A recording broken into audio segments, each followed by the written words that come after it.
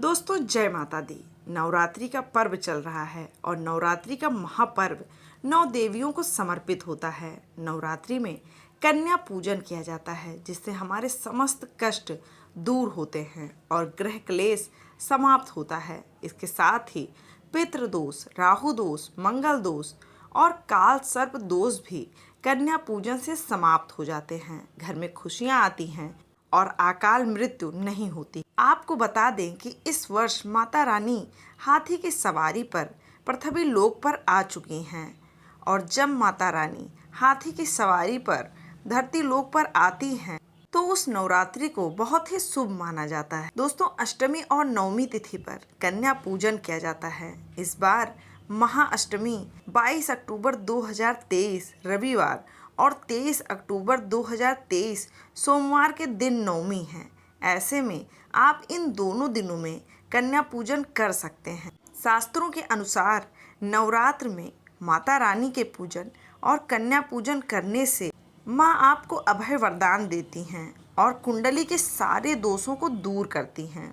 नवरात्रि में माँ की उपासना से सभी दुख, दरिद्रता और कष्ट दूर हो जाते हैं और नवरात्रि में कन्या पूजन का विशेष महत्व होता है और कन्या के रूप में स्वयं माँ जगदम्बा आपके घर पधारती हैं।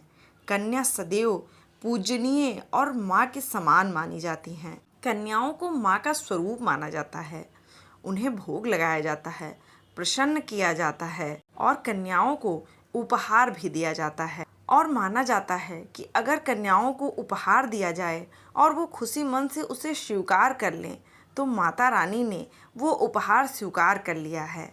कहते हैं कि 10 बार गंगा स्नान करने, 100 बार यज्ञ करने और 1000 बार यात्रा करने से जो पुण्य मिलता है वो सिर्फ एक बार कन्या पूजन करने से भक्त को उसका फल प्राप्त हो जाता है।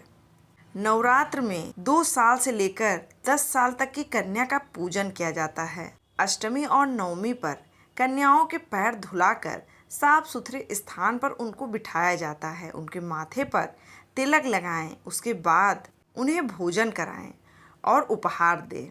लेकिन ये याद रखें कि उनकी थाली में कभी भी 3 पूड़ियाँ न रखें। भोजन में आप खीर, पूड़ी, हलवा, चना आदि खिलाएं, लेकिन ध्यान रखें कि इसमें लहसुन और प्याज का इस्तेमाल बिल्कुल ना करें, अन्यथा माता रानी क्रोधित हो सकती हैं। और नवरात्रों में घर का बना पक्का खाना ही कन्याओं को खिलाएं। कन्याओं को प्लास्टिक के दोनों में खाना नहीं खिलाना चाहिए। ऐसे बर्तन पूजा पाठ के लिए शुभ नहीं होते हैं। कन्याओं को स्टील के बर्तन में या फिर पत्तों पर खाना खिलाना चाहिए जो कि बहुत शुभ होता है। और अगर कन्या पूजन शुक्रवार को पड़ जाए तो कन्याओं को खट्टी चीज़ न खिलाएं, क्योंकि शुक्रवार का दिन संतोषी माँ का दिन होता है, इसलिए कन्याओं को खट्टी चीज़ें ना दें।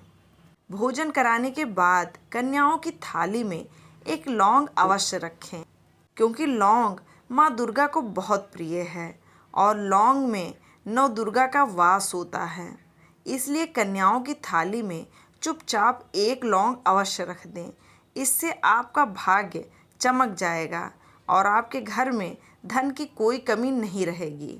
अंत में कन्याओं को दक्षिणा दें और उपहार दें। ऐसा करने से देवी माँ प्रसन्न होती हैं और आपको कई गुना खुशियाँ प्रदान करती हैं, क्योंकि शास्त्रों में बताया गया है कि कन्या जितना खुश होगी माता रानी भी उतना खुश होगी। क्योंकि शास्त्रों में बताया गया है कि कन्या जितना खुश होंगी माता रानी प्रसन्न होकर आपको कई गुना फल प्रदान करेंगी। आप कन्या को कपड़े, स्टील के बर्तन भी दे सकते हैं, लेकिन ध्यान रखें कि कोई लोहे का बर्तन ना दें।